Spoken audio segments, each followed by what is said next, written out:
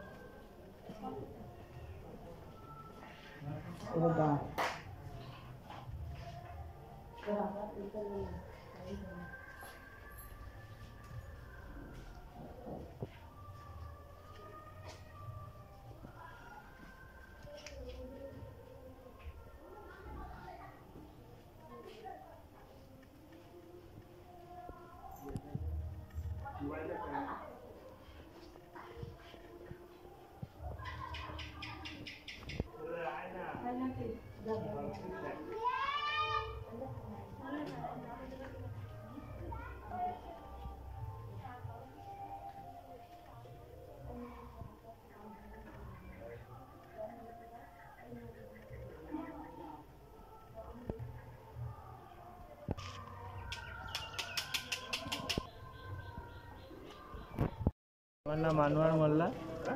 এর আগেও অনেকবার ঝামেলা হয়েছিল, প্রায় সময় বাড়িতে ঘর দরজা ভাঙচুর করে আর করে, অনেকবারই ভাঙচুর করেছে। এবারে সামান্য একটা প্রবলেম নিয়ে, খালি এক কমিটি নিয়ে একটা গঠন নিয়ে এই নিয়ে ওরা আমার ঘর ভাঙচুর করে, প্লাস আমাকে জানে মারা ধমকিও পর্যন্ত দেয়। এর আগেও আমাকে জানে মারা ধমকি পর্যন্ত দিয়েছিল বা জানে মারারও পর্যন্ত করেছিল।